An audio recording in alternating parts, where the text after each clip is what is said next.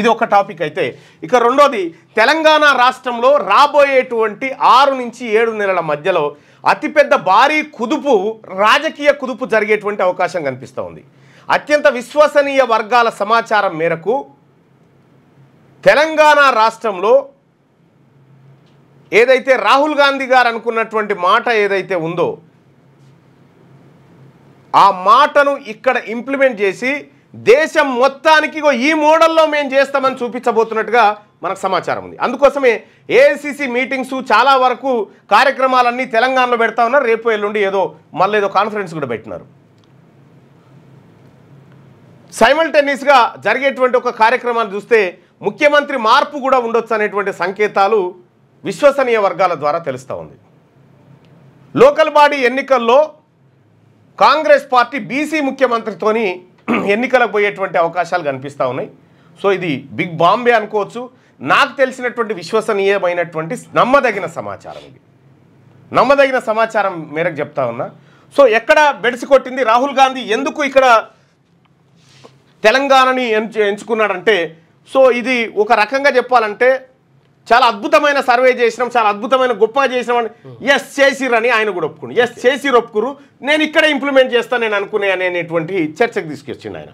తద్వారా ఏమైందంటే అసలు ఎక్కడ జరిగిందంటే రేవంత్ రెడ్డి వర్సెస్ రాహుల్ గాంధీ ఇక్కడ జరిగినటువంటి ఒక పరిణామాన్ని మీకు వివరించే ప్రయత్నం చేస్తాను. రేవంత్ రెడ్డి గారు నరేంద్ర మోడీ గారిని కలిసిన తర్వాత మీరు బడే బాయ్ అన్నాడు. ఓకే బడే బాయ్ అన్నాడు. ఈ బడే బాయ్ పదం ఈయనకు సుర్రం అన్నది. ఓకే నేను కొట్లాడేటువంటి వ్యక్తితోటి పెద్దన్న అనడం, మీరు పెద్దన్న అని సంబోధించడం ఇది రాహుల్ గాంధీ గారికి ఇది నచ్చలే. అప్పటి నుంచి ఇద్దరి మధ్య గ్యాప్ పెరిగిపోయింది. గ్యాప్ పెరిగిపోయినటువంటి నేపథ్యంలో కంప్లీట్గా అధిష్టానము ఈ తెలంగాణ రాష్ట్రంలో ఉన్నటువంటి ఏదైతే పవర్ ఉందో ఈ పవర్ను ఇక్కడ పవర్ఫుల్ మనిషి మీనాక్షి నటరాజన్ను తెచ్చిందే టెన్షన్గా కేంద్రం ఏది సెంట్రల్ కమిటీ ఆలోచనను ఇంప్లిమెంట్ చేయాలనేటువంటి ఉద్దేశంతో ఆమెను తీసుకొచ్చారు. ఆమెను తొలగించడం కోసం ఈ రేవంత్ రెడ్డి వర్గం కొద్దిగా ఆమె మీద ఆరోపణలు చేసే ప్రయత్నం చేసింది. కానీ ఆమె దగ్గర ఏం లేదు ఆరోపణలు చేయడానికి. క్లీన్ ఇమేజ్తో ఆమెను తీసుకొచ్చి పెట్టారు. రెండోది తెలంగాణ కేంద్రంగానే ఏఐసిసి కార్యక్రమాలు విస్తృతంగా జరుగుతూ ఉన్నాయి. ఇటీవల కాలంలో రేవంత్ రెడ్డి గారికి రాహుల్ గాంధీ గారికి మధ్య గ్యాప్ వచ్చినటువంటి నేపథ్యంలో రాబోయేటువంటి 6 నుంచి 7 నెలల్లో ముఖ్యమంత్రి మార్పు అనేది తథ్యంగా కనిపిస్తూ ఉంది.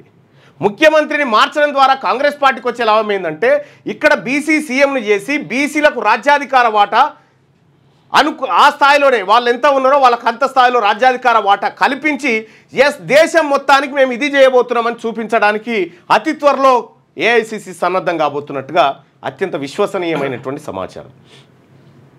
సో దీనికి సంబంధించి పావులు చకచకా కదులుతూ ఉన్నాయి. ఈ విషయం బహుశా రేవంత్ రెడ్డి గారికి కూడా అర్థమై ఉంటుంది.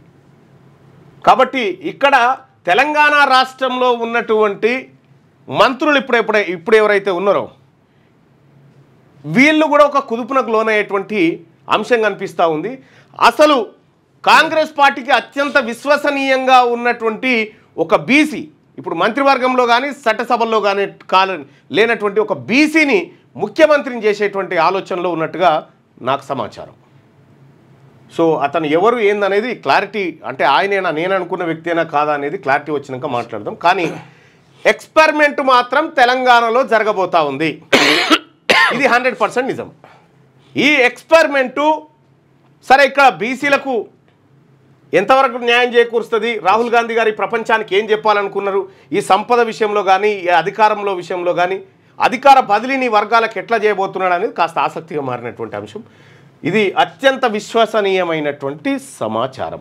అయితే ఇక్కడ మోడీని బడేబాయ్ అన్న తర్వాత రాహుల్ గాంధీ గారికి కోపం వచ్చింది. కోపం వచ్చిన తర్వాత ఇక్కడ గుజరాత్లో మొన్న మీటింగ్ జరిగింది.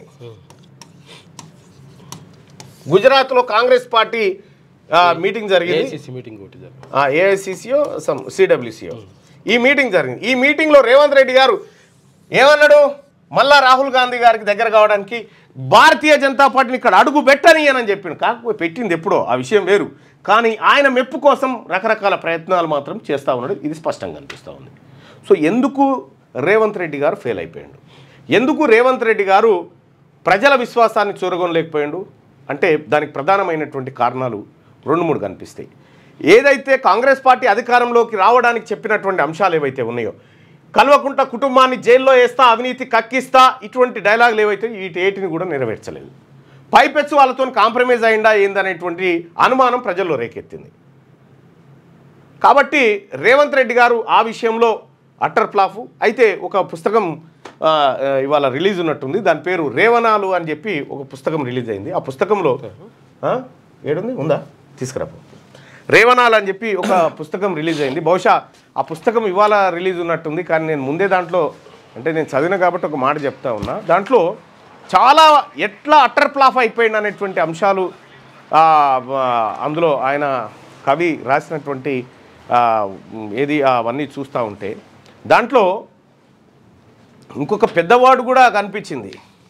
ఈ రేవనాలు అనేటువంటి పుస్తకంలో ఒక పెద్దవాడు కూడా కనిపించింది. రేవంత్ రెడ్డిని ప్రీపెయిడ్ సీఎం అన్నాడు. రేవంత్ రెడ్డిని ప్రీపెయిడ్ సీఎం. ఓకే, అంటే విషయం ఏంటంటే అక్కడ రేవంత్ రెడ్డి పేరు ఎక్కడ వాడలే, మళ్ళా ఓకే ఎక్కడ వాడలే, ప్రీపెయిడ్ సీఎం అన్నాడు. Prepaid CM, post paid. అంటే ప్రీపెయిడ్ అంటే ముందు పైసలు చెల్లించి సర్వీసులు పొందడం అన్నట్టు. సో అటువంటి పదాలను అందులో వాడడం జరిగింది. ఇది రేవంత్ రెడ్డి గారు 6 గ్యారంటీల విషయంలో కొద్దిగా ఏదో తాత్కాలికంగా కొన్ని ఏదిగా బస్సు ఒకటి, 200 యూనిట్ ఇట్లా కరెంట్ ఒకటి, ఆ తర్వాత గ్యాస్ సిలిండర్ ఒకటి, ఇవి 3 మాత్రం కనిపిస్తూ ఉన్నాయి. రైతు రుణమాఫీ విషయంలో 20,000 కోట్లు రుణమాఫీ చేసినా కూడా అది పెద్దగా కాంగ్రెస్ పార్టీకి ప్రచారాన్ని తెచ్చిపెట్టలే. రెండోది సన్నబియ్యంతో కొంత కవర్ చేసుకున్నప్పటికీ అది డ్యామేజ్ అయినటువంటి 50% దాన్ని తీసుకొచ్చే పరిస్థితులు లేదు. కేవలం 5-10% మాత్రమే దానివల్ల కవర్ అయింది. ఇక మిగతా అన్ని విషయాల్లో కార్ రేసింగ్ వ్యవహారం కానీ, విద్యుత్ కొనుగోలు కానీ, ఇప్పుడు కాళేశ్వరం కట్టలు కానీ, వీటన్నిటి మీద విచారణ జరిపిస్తాం, బొక్కలు వేస్తాం, ఔటర్ రింగ్ రోడ్ అమ్ముకురు ఇవన్నీ చెప్పారు. వీటన్నిటిని ఎక్కడికక్కడ మత్తుగోలు లేచి నిద్రపెట్టి పడుకోబెట్టింది. విషయం ఏంది, ఇప్పుడు ఇవాళ పేపర్లలో కాళేశ్వరం ఎంక్వైరీ రిపోర్ట్ బయటకు వచ్చింది, నివేదిక, ఇవి కూల్చాల్సింది అనేటువంటి చర్చ జరుగుతూ ఉంది. ఎందుకు జరుగుతూ ఉందంటే అక్కడ టీఆర్ఎస్ సభ ఉంది కాబట్టి. టీఆర్ఎస్ సభ ఉంది కాబట్టి ఇది వార్త ప్రధానమైంది అన్నట్టు. సో ఇట్లా ఒక భారీ కుదుపు మాత్రం తెలంగాణ రాష్ట్రంలో 100% జరగబోతూ ఉంది. భారీ కుదుపు, రాజకీయ కుదుపు.